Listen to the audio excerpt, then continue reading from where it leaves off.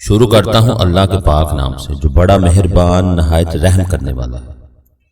حدیث چینل دیکھنے اور سننے والے تمام دوستوں کو السلام علیکم ورحمۃ اللہ وبرکاتہ۔ حضرت سلیمان علیہ السلام کی زندگی کا باقی واقعہ ہم آپ کو اس ویڈیو میں سنائیں گے۔ امید آپ ہمارے ساتھ رہیں گے، اور اگر آپ کو ہماری یہ ویڈیو پسند ہے تو برائے مہربانی ایک لائک ضرور کیجیے گا۔ ہدہد حضرت سلیمان علیہ السلام کا خط لے کر اڑا اور قصر بلقیس میں پہنچا اور دیکھا کہ بلقیس اپنے تخت پر بیٹھی ہوئی ہے اور اس کے وزراء اور حاشیہ نشین اس کے سامنے موجود ہے۔ ہدہد خط کو بلقیس کی گود میں ڈال کر کھڑکی کے اوٹ میں چھپ گیا۔ ادھر جنات نے اس کو سلیمان علیہ السلام اور اس کی فوج کے آمد کے متعلق مطلع کیا تھا، اور اسی سلسلہ میں اس نے یہ مجلس مشاورت منعقد کی تھی۔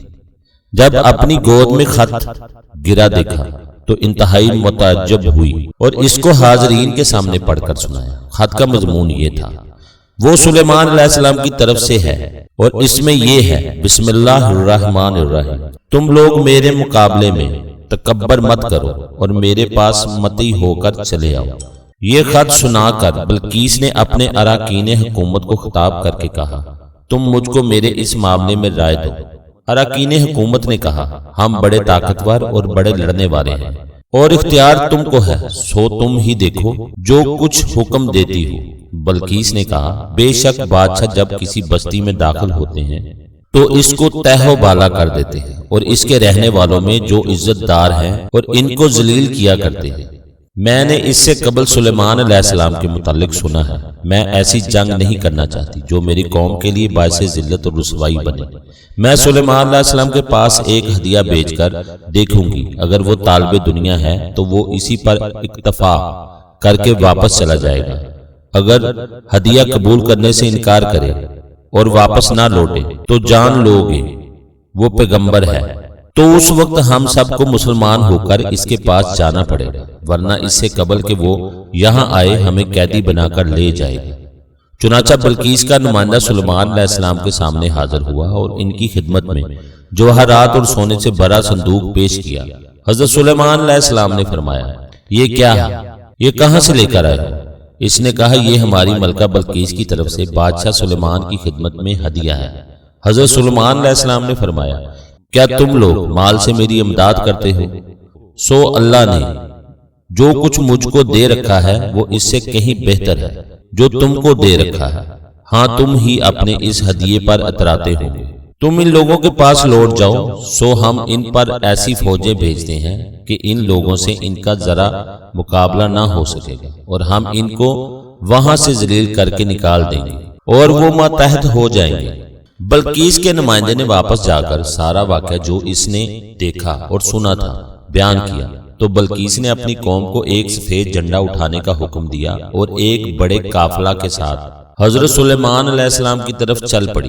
حضرت سلیمان علیہ السلام نے اس عظیم قافلے کے پہنچنے سے قبل ایک معجزہ پیش کرنے کا ارادہ کیا جو ان کو حیران کر سکے۔ وہ کیا معجزہ ہے؟ وہ یہ ہے: ہدہد کو اڑتے ہوئے بلقیس کی روانگی کا علم ہوا تو وہ حضرت سلیمان علیہ السلام کی طرف آیا اور حضرت سلیمان علیہ السلام کو بتایا کہ بلقیس اپنے ملک سے روانہ ہوئی ہے۔ حضرت سلیمان علیہ السلام نے جنات کو عمارت بنانے کا حکم دیا۔ جنات نے سب شیشوں سے ایک عالی شان محل تیار کر لیا جس کی کئی منزلیں تھیں۔ اوپر کی تمام منازل سفید شیشوں کی تھیں۔ وہ ایسا لگ رہا تھا گویا وہ سارا پانی ہے، اور ان منزلوں کے نیچے دریائی جانوروں کی صورتیں بنائی، مثلا مچھلی اور مگرمچھ وغیرہ۔ تیار ہونے کے بعد شیش محل ایسا محسوس ہو رہا تھا جیسے سمندر ہے جس میں مچھلیاں بھی ہیں اور دوسرے سمندری حیوانات بھی۔ بلقیس کا قافلہ جب دور سے نظر آیا تو حضرت سلیمان علیہ السلام نے اصحاب الرائے جنوں اور انسانوں کو جمع کر کے ان سے فرمایا۔ سورہ نمل آیت نمبر 20۔ ترجمہ: تم میں کوئی ایسا ہے جو اس کا تخت قبل اس کے کہ وہ لوگ میرے پاس متی ہو کر آئیں حاضر کر دے۔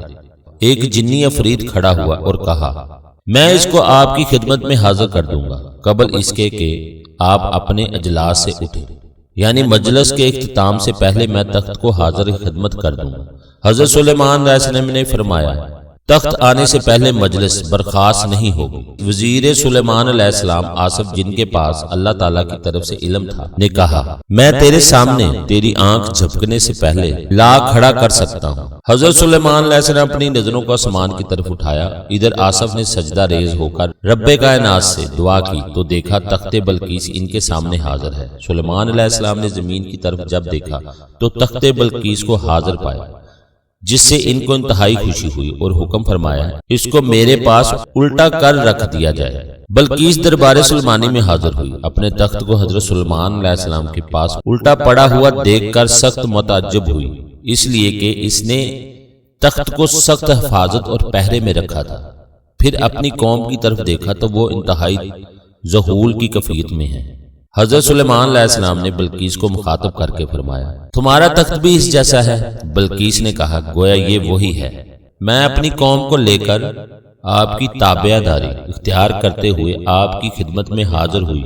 حضرت سلیمان علیہ السلام نے فرمایا اب تم اور تمہاری قوم مامون ہے اور ان قریب تم دوبارہ اپنی قوم پر حکومت اللہ تعالیٰ کے احکامات کے مطابق کرو گے۔ بلقیس نے واپس جانے کی اجازت طلب کی تاکہ جا کر اپنی قوم کو دین جدید کی خوشخبری سنا دے۔ حضرت سلیمان علیہ السلام نے فرمایا واپس لوٹنے سے پہلے سفر کی تھکاوٹ کو دور کرو پھر چلی جاؤ۔ انہوں نے اس دعوت کو قبول کیا اور کپڑے وغیرہ بدلنے کے لیے اپنے خیمے کی طرف چلی اور حضرت سلیمان علیہ السلام اپنے محل میں تشریف لے گئے اور کرسی پر رونق افروز ہوئے۔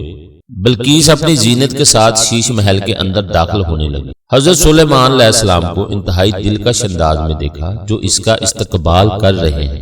جب زمین کی طرف دیکھا تو اس کو پانی سے بھرا ایک حوض سمجھا اور کپڑوں کے گیلے ہونے کے خوف سے اپنے پنڈلیوں سے کپڑا اٹھا لیا۔ حضرت سلیمان علیہ السلام نے فرمایا یہ شیشے کا محل ہے، پانی نہیں ہے۔ اپنی ناواقفیت پر اس کو شرمندگی ہوئی اور حضرت سلیمان علیہ السلام کی نبوت کا اقرار کیا اور اللہ تعالیٰ کی قدرت اور اس کی عظمت کا اعتراف کیا اور یقین کے ساتھ کہنے لگی اے میرے رب، میں نے سورج کی عبادت کر کے اپنی نفس پر ظلم کیا، ایمان لا کر واپس لوٹی اور ہر سال حضرت سلیمان علیہ السلام کی خدمت میں جزیہ بھیجتی رہی۔ حضرت سلیمان علیہ السلام نے اپنی ساری زندگی عدل و انصاف کے ساتھ حکومت کرنے اور اپنے رب کی عبادت کرنے میں گزار دی۔ عبادت کے لیے بیت المقدس میں ایک مکان مقرر کر رکھا تھا جہاں ان کی عبادت کے وقت کسی کو جانے کی جرت نہ ہوتی۔ جب ان کو اپنی موت کے قریب ہونے اور اجل کے تام ہونے کا علم ہوا تو اپنی لاٹھی پر ٹیک لگاتے ہوئے مسجد اقصی کی طرف نکلے اور محراب میں داخل ہو گئے اور اپنی لاٹھی پر ٹیک لگا کر اللہ کی طرف متوجہ ہو گئے۔ ملک الموت نے ان کی روح قبض کر لی۔ ان کا جسم کئی دن تک اس لاٹھی کے ساتھ ٹیک کی حالت میں کھڑا رہا۔ نہ انسانوں کو ان کی موت کا علم ہوا اور نہ جنات کو۔ کسی کو محراب میں ان کے پاس جانے کی ہمت نہیں ہو رہی تھی، حتیٰ کہ ان کی لاٹھی کو حشرات الارض نے کھا کر کھوکھلا کر دیا اور لاٹھی ٹوٹ گئی اور ان کا جسم مبارک زمین پر گرا۔ تب ان کی موت کی اطلاع ہوئی اور لوگوں میں خبر پھیل گئی اور تدفین عمل میں آئی۔ بنی اسرائیل ان کے جنازے کے ساتھ چلے۔ تدفین کے بعد واپس آتے وقت سب کی زبانوں پر یہ الفاظ تھے اے اللہ، تیری ذات پاک ہے، جس کو آپ چاہتے ہیں حکومت عطا فرماتے ہیں اور جس سے چاہے چھین لیتے ہیں۔ امید ہے آپ کو ہماری یہ ویڈیو پسند آئی ہوگی۔